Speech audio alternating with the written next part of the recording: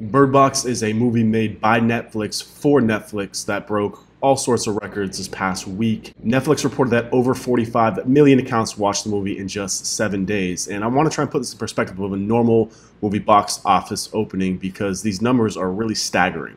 So I did some research, and Infinity War: The Avengers is the largest grossing movie of all time, and it sold roughly 27 million tickets in the first 3 days. So you multiply that by 3.5, you get to about 70 million tickets, give or take. My math isn't so great, don't judge me on it. However, when it comes to Netflix, though, 45 million accounts means that one person could have watched it, or 10, because it's only saying one account. So there could have been 10 people in the room, there could have been one person in the room. We don't know. But if we were to guess and just make an estimate, let's call it 2 people. So that's 90 million people that watched it in 70 days, which breaks Infinity War, hypothetically, for the largest grossing movie ever. And this is a movie that was only for Netflix, that did not have the traditional advertising spend, did not have the traditional push of a movie like that. Also, no brand like the Avengers to help launch it with 10 movies that came before it. So when you think about that, it's amazing. It's really mind-blowing. But to me, what's even more mind-blowing was the movie was mediocre at best. I mean, I'm no movie critic. I'm not a movie buff. I'm not going to pretend like I am. And I watched it, and I thought it was okay. And when I did some research and read some reviews online,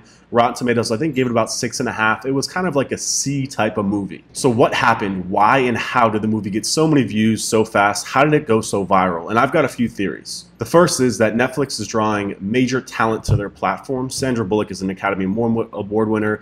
John Malkovich was in it. They had great actors and talent in the movie. And I don't know this for a fact, but I'm assuming that they're able to pay them a little bit more because it probably costs a lot less to make a Netflix movie because it's a lot faster, it's easier to distribute, they have their own platform, they don't have to have that massive spend for advertising, movie launches, things like that. I liken it to a lot of what's happening in e-commerce right now with Amazon just dominating the market. If you're an e-commerce platform, Amazon is eating up a lot of market space, so you have to sell there because you don't have another option. It's kind of like with Netflix too. Netflix is such a major player in the game now that actors are taking note, the biggest ones in the world, and they want to be on there because at the end of the day, it's about eyeballs. It's about where people are watching, not how they're watching it. I think a lot of these old silver screen mentalities are finally starting to break down, and we're seeing the real power of Netflix.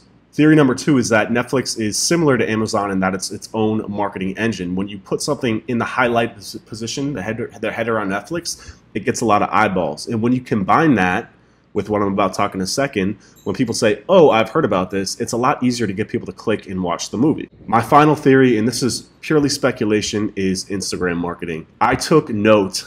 When the movie came out, I remember specifically seeing some memes on some major accounts like Jerry, on a lot of like the 5 to 10 million type follower meme accounts. And I know for a fact that these accounts accept ads because I've contacted them, number one. And I can also tell when something is an ad. And yes, I'm talking specifically about memes. I'm not talking about a sponsored content. I'm not talking about giving them a picture to post it. I'm talking about going to a meme account, going to a funny video creator, and giving them your platform to advertise inadvertently through funny stuff. Why? Because just going out and being like, hey, watch Bird Box, people aren't going to watch it. But what they did is they created a lot of funny memes with Sandra Bullock with a blindfold and just memed the crap out of it. I saw it in Spanish, I saw it in French, I saw it all over my newsfeed, and I actually saved a bunch of which I'm showing you now to show you all these memes. My hypothesis is that they paid, instead of putting their advertising spend into TV ads, which a lot of movies do, they went out to these major accounts where the attention is, where people look, where people see, where people share, where people act, where people engage, where people actually see their advertisements, see their content. And what it did is it drove that awareness into people's brains. It got them aware of what the movie was. And then again, when you have 90 million people that are Netflix subscribers and they log in and they see that, what do they say? Oh, I heard about this. Oh, I saw someone talking about this. My girlfriend said it to me. I was at a Christmas party. 10 of her friends were talking about it. And they hadn't seen the movie yet. That's the thing, is that a lot of people actually hadn't seen it. It took some time to catch up and for people to start watching. So what does this mean for your business in 2019?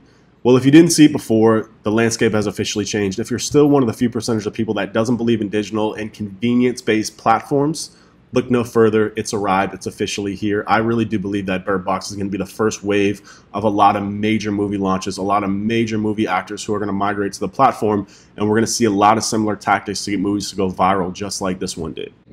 I think for marketing in particular, this is a clear-cut case of how marketing is getting more and more specialized. It's a clear-cut case of people knowing how to manipulate the market. Say what you want about memes. They're not intelligent. They're not for, I don't know how you want to, they're not sophisticated marketing tactics, but the point is that they work, and I believe that this is the case study of shining proof of how well they work.